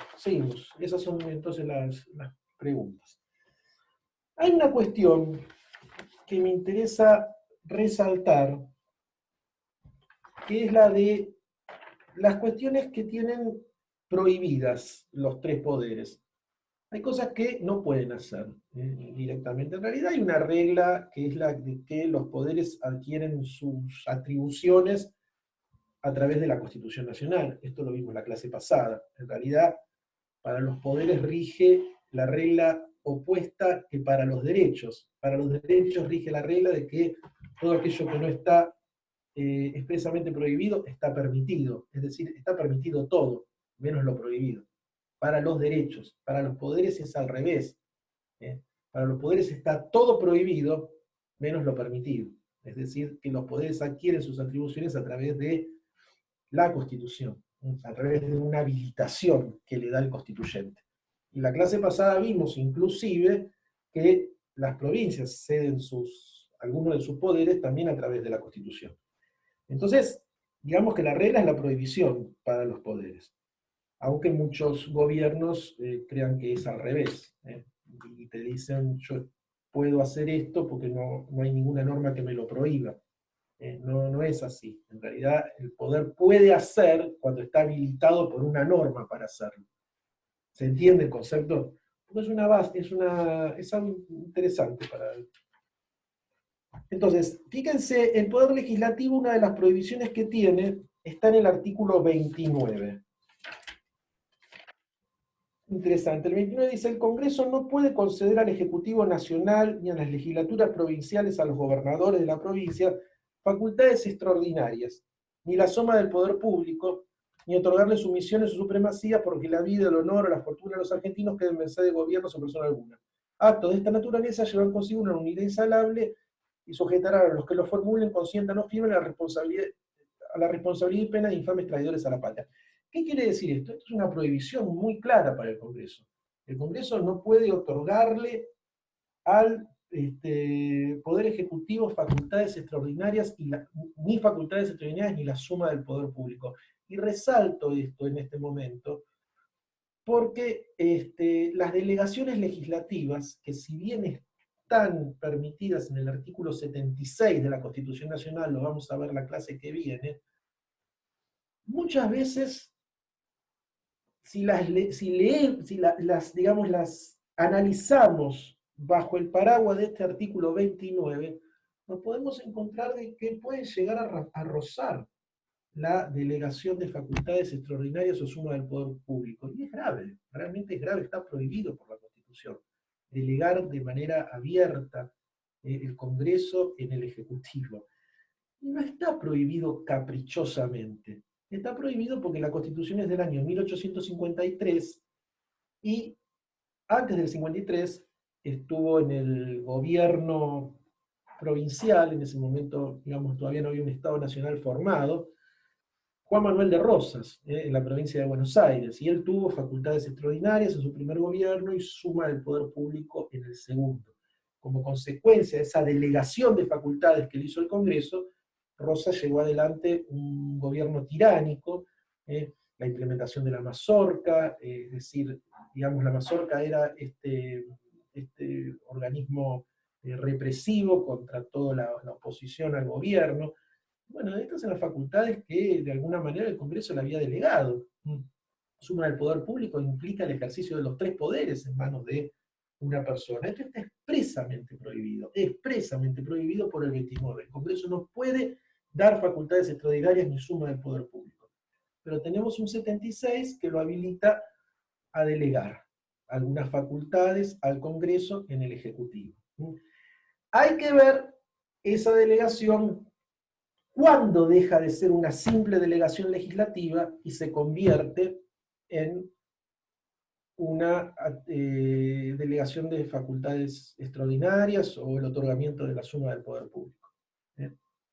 Hay que estar atento, siempre, pero no por una cuestión política ni por bronca a algún gobierno, sino por resguardo y defensa de nuestros derechos. Soy convencido de que al poder hay que controlarlo y hay que limitarlo. Entonces, este artículo me parece interesante como instrumento para utilizar cuando las delegaciones se hacen de forma muy abierta o exacerbada. en violación de los derechos. Ojo, infames traidores a la patria. Pueden llegar a ser considerados los legisladores que incurran en este tipo de proceder. Son temas para pensar, son temas para pensar, porque la democracia y la república la construimos entre todos, lógicamente, y para poder construirla tenemos que saber también defenderla. Y para poder defenderla tenemos que conocer la Constitución y entenderla. Y la Constitución se lee de esta manera, de manera armónica. Por eso yo digo, el 29 hay que leerlo con el 76. Bueno, otra cuestión que me parece interesante en cuanto a lo que son prohibiciones a los poderes, la van a encontrar en el artículo 109, que es una prohibición al poder ejecutivo, al presidente. Fíjense que el 109, ¿dónde estás? Dice, en ningún caso el presidente de la nación puede ejercer funciones judiciales, arrogarse el conocimiento de causas pendientes o restablecer las fenecidas. Es decir, es la prohibición al presidente de ejercer funciones judiciales. Bueno, lógicamente, a ver, es esencial para el sistema de división de poderes que quien juzga, que lo haga en base a una ley previa, que esté tipificado el delito, y que esa persona sea distinta a la que dicta la ley y después al que la ejecuta, que es el ejecutivo. Esa persona tiene que ser un juez independiente, imparcial. Entonces, acá el problema que podríamos llegar a encontrar, que fue resuelto después por la jurisprudencia, es cuando el Poder Ejecutivo, a través de diferentes órganos descentralizados, dicta resoluciones administrativas, en un expediente administrativo. Para ser más claro, por ejemplo, ustedes vieron que en materia impositiva, ARBA, la FIP, dictan resoluciones respecto a cuestiones impositivas, respecto a los contribuyentes. Tiene resolución administrativa, muchas veces le preguntan a uno cuando va a reclamar respecto a alguna cuestión.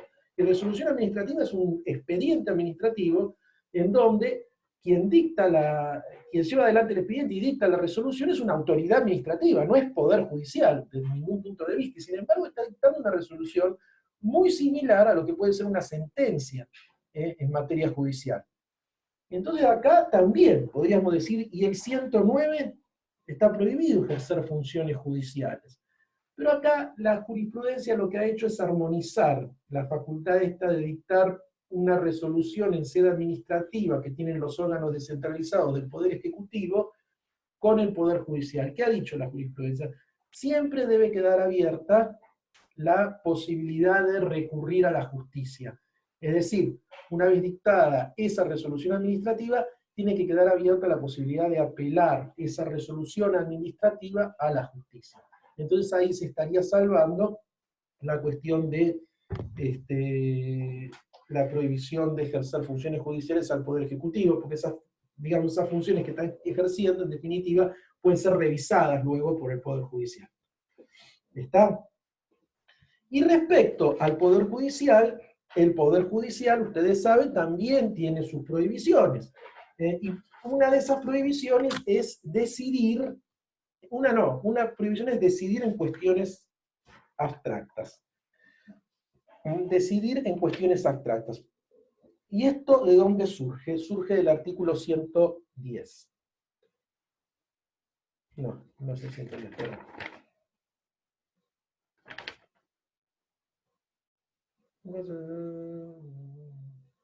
Ya estamos, chicos, ¿eh?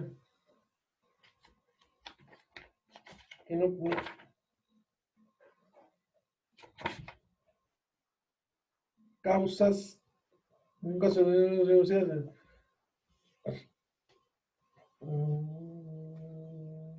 ya estamos.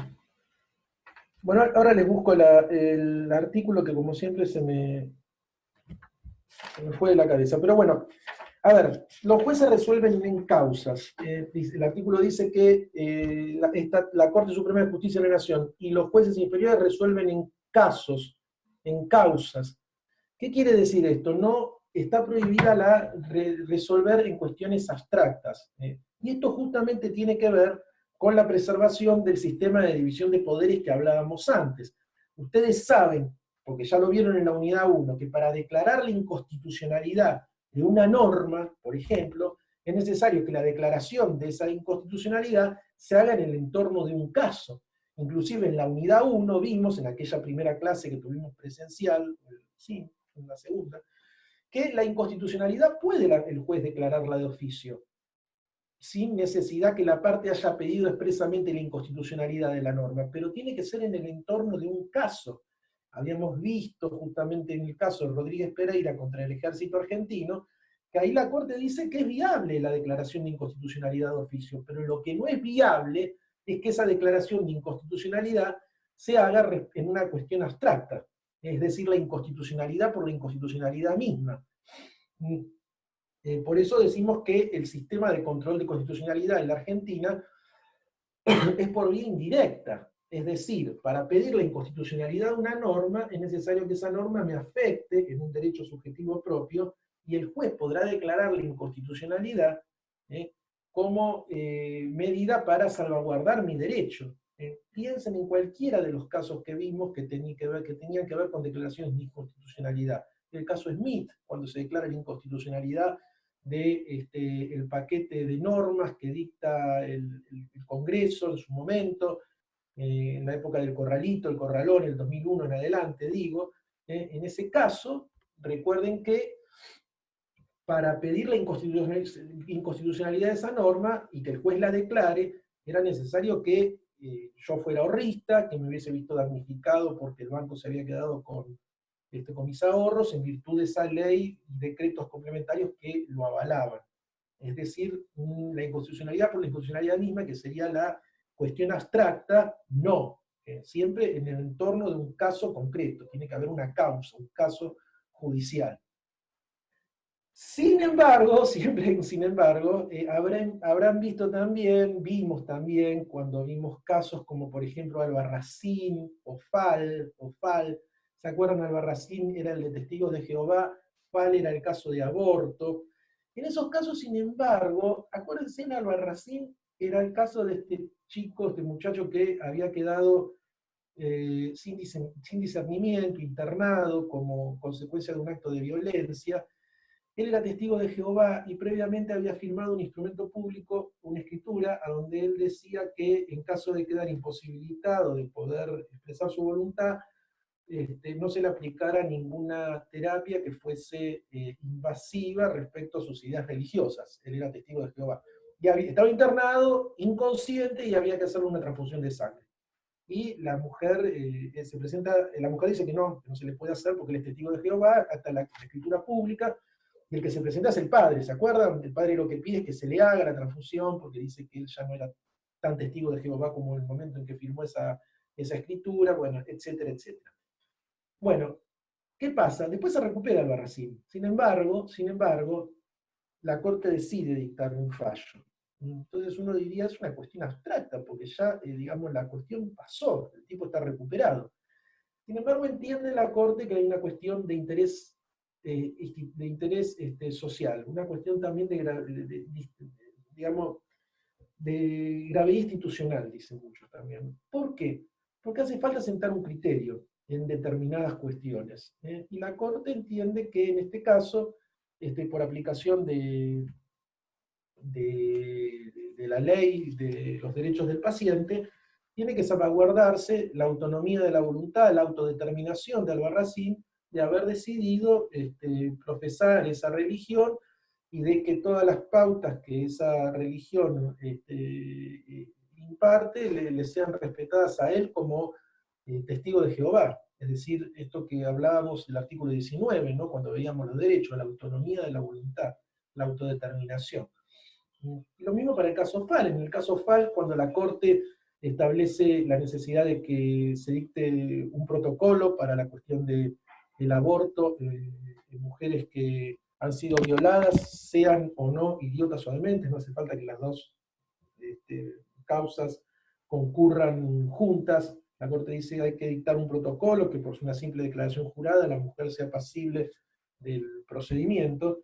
En ese caso ya la chica esta, que es la que inicia la acción, ya se había practicado el aborto, es decir, la Corte lo que hace es dictar una especie de obiter dictum en donde sienta un criterio para casos futuros. Y ahí, bueno, la cuestión de la cuestión abstracta estaría medio rozando el límite, porque digamos, el hecho en sí ya fue resuelto, ya no hay un perjuicio, ¿no? En ambos casos, digo. Así que bueno, siempre digo, nada es tan blanco ni tan negro, ¿no? Acá está un poco en el límite también la cuestión. Pero bueno, hasta acá llegamos. ¿Alguna pregunta sobre todo lo que vimos? Yo lo que les pido ahora es que repasen un poco esto sobre todo con los datos que yo le di, los números de artículos, como para que les quede bien diagramado lo que son las atribuciones, lo que son, cómo están compuestos los poderes, cuánto duran, cómo se eligen, se remueven los fallos. Sobre cada poder los vamos a comentar. Claro que sí, sí, Sofía. Sí, pero les decía, tenemos todavía 3 clases más. La clase que viene, vamos a ver decreto de necesidad de urgencia, delegación legislativa y decretos de promulgación parcial. Ahí lean ley 26.122 y lean los fallos que les di de lectura obligatoria, que son consumidores argentinos y camaronera patagónica, que la clase que viene los vamos a comentar cuando demos esos temas, porque son de esos temas. Con esto de la clase de hoy lo que hacemos es sacarnos de encima un poco tal vez las cuestiones que son más, están más claras en la Constitución. Me interesa después abordar temas más complejos de manera más específica. Bueno, gracias por los comentarios, chicos, me alegro que les haya gustado la clase, y más todavía si la entendieron y les sirve. Ahora los dejo porque así dejo el aula virtual para el profesor que siga, a pesar de que a mí me la entregaron un poquito más tarde, podría seguir un ratito más. Gracias por todo y entren al aula virtual. Va a estar subido el video y va a haber novedades. Les voy a subir el cuadrito terminado, como para que puedan corregir lo que ustedes ya tienen, que es el trabajo que les había mandado. ¿Está? Nos vemos no dentro de mucho, creo que tenemos otra a principios de junio. Un abrazo a todos, chicos. Que Muchas estén bien, gracias, cariño. Esteban. De nada.